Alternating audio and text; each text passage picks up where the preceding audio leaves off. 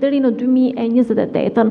Vlen ky afat për Shqipërinë mbasi edhe shqiptarët kanë nevojë të dëgjojnë edhe deadline, duke qenë se ju e thatë edhe pak më herët, besuan dhe shpresojnë që Shqipëria të bëhet antare sa më shpejt në Bashkimin Evropian. Zoti Kryeministër, keni deklaruar dhe më herët që mandati juaj 4 do të jetë pikërisht mandati i integrimit të Shqipërisë në Bashkimin Evropian. Cilat janë fushat prioritare me të cilat do të bazohet apo do të specifikohet ky mandati 4 për të përshpejtuar procesin e integrimit? Faleminderit. Look, we are living a very special moment in the world.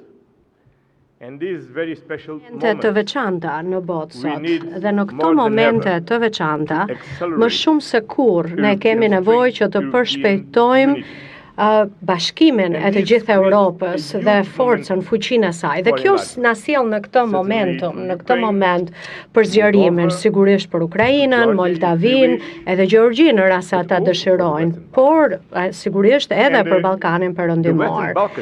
Dhe Ballkani Perëndimor na ka sjell dhe na ka treguar që edhe më parë që dëshironte që të bëhej pra pjesë e Bashkimit Evropian. Dhe këtu nuk është ndonjë garë, konkurrencë, por dëshira ime është që të gjitha këto vende, të 6 vendet e Ballkanit Perëndimor, të ecin përpara sa më shpejt që të jetë mundur me përmbylljen e negociatave, që të tregojnë rezultate për reforme, të përmbushin kriteret.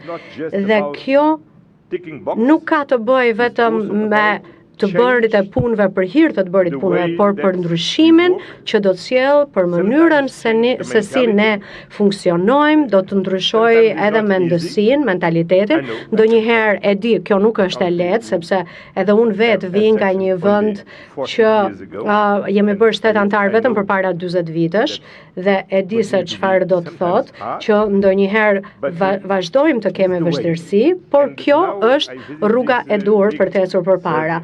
Dhe për shembull këtë javë unë vajta në Serbi, në Bosnjë Hercegovinë, në Kosovë, në Malin e Zi, në Maqedoninë e Veriut dhe sot dhe së fundmi pra jam në Shqipëri duke plotësuar kështu të 6 vendet vizitën time në 6 vendet pavarësisht vështirësive që ka në secilin prej vendeve, ndonjëherë edhe probleme dypalshme, ndonjëherë probleme historike.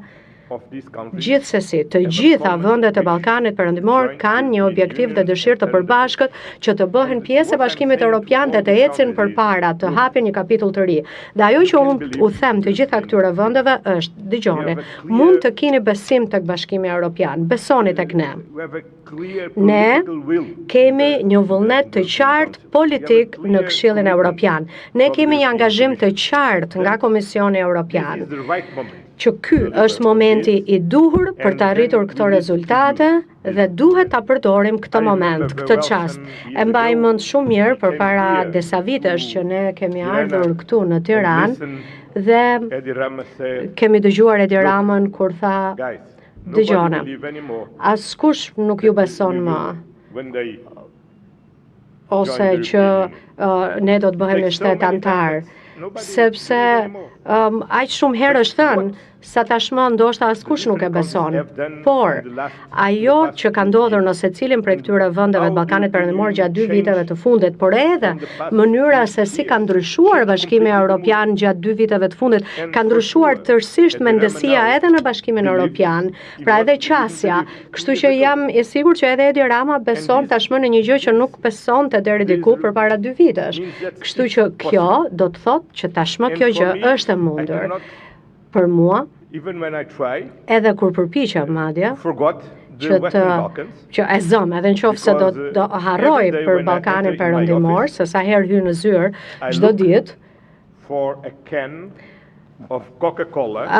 shikoj një kanoqe Coca-Cola me një dizajn shumë të veçantë nga vetë Edi Rama. Dhe në vetvete ajo kanoqe është shumë e veçantë.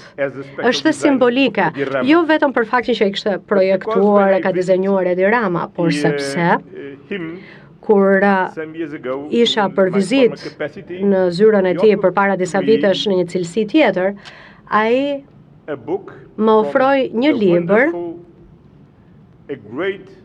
nga një shkrimtare nga shkrimtare vërtet e madhe dhe shumë e mirë shqiptare në portugalisht, Lea Ypi, të lirë, dhe unë e lexova librin gjatë udhëtimit ndërmjet Shqipërisë, Tiranës dhe Lisbonës. Dhe me të vërtet që e pëlqeva shumë atë libër, u apasionova shumë bas librit, a e di që ajo po shkruan sërish, dhe është një novel fantastike për të kuptuar historinë tuaj, historinë e Shqipërisë, por edhe historinë e vendeve të Ballkanit Perëndimor. Dhe kjo është arsyeja sepse unë e kam ofruar si dhurat Krishtlindjeje udhëheqësve të Europës librin e Lea Ypit.